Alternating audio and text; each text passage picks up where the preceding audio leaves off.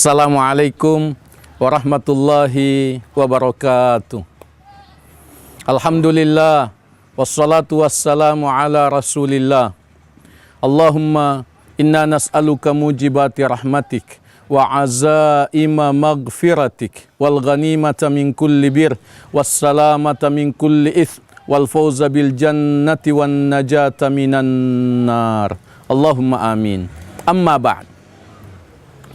Pemirsa Celebes TV kaum muslimin yang kami doakan semoga kita senantiasa diberkati oleh Allah Subhanahu wa taala.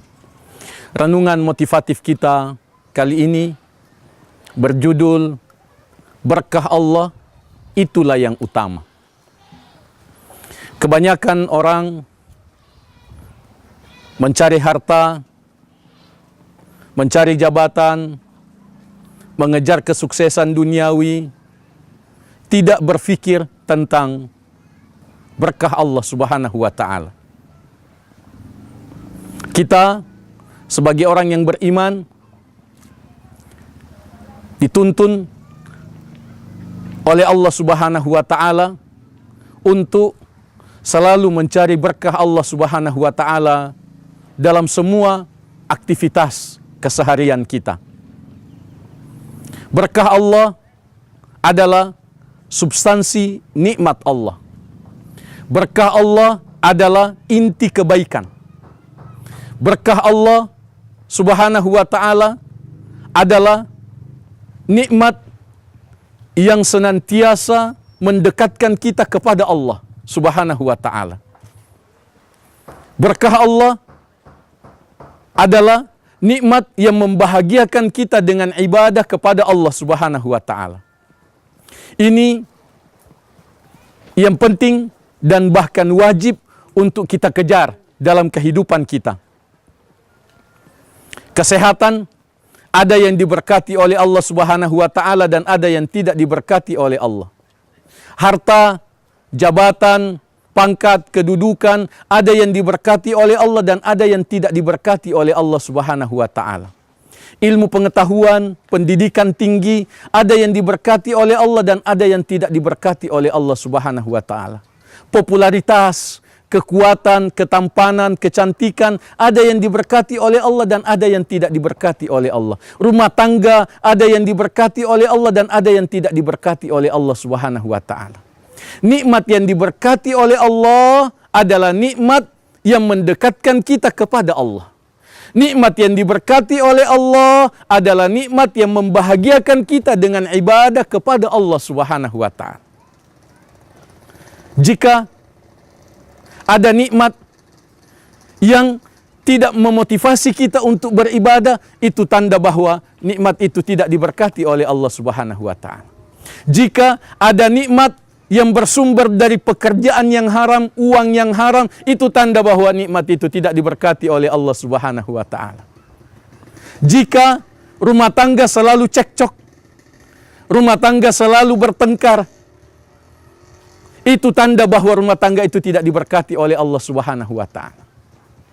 Ini mengingatkan kita tentang pentingnya kita mencari berkah dari Allah Subhanahu wa taala.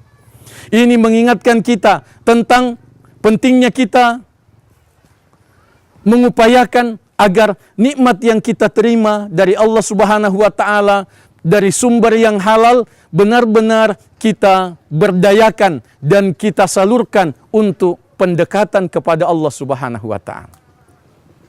Mari kita renungkan firman Allah Subhanahu wa taala dalam surah Al-A'raf ayat 96.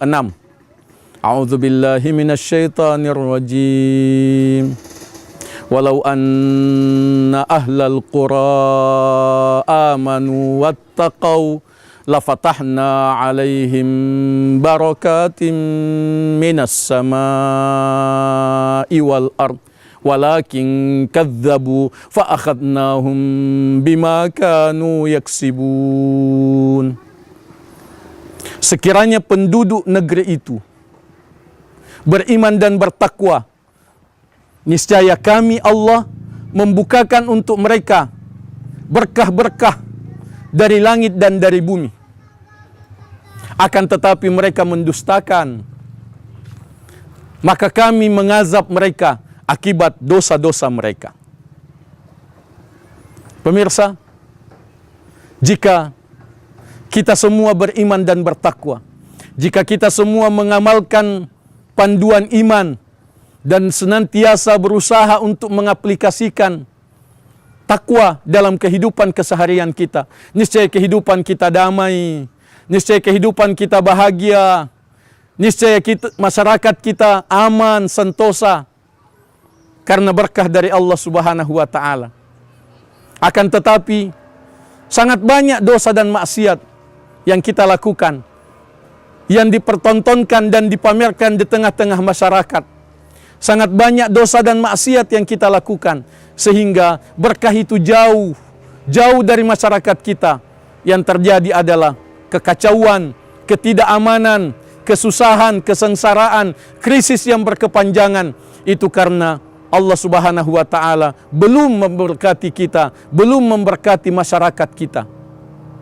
Ini adalah nasihat agar kita berusaha untuk tidak hanya sekedar mencari nafkah, tidak hanya sekedar mencari harta, tidak hanya sekedar mengejar kesuksesan duniawi, akan tetapi kita mengejar berkah Allah Subhanahu wa Ta'ala dalam seluruh perilaku kehidupan kita.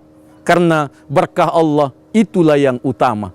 Bahagia dengan ibadah kepada Allah, bahagia dengan kedekatan kita dengan Allah Subhanahu wa Ta'ala.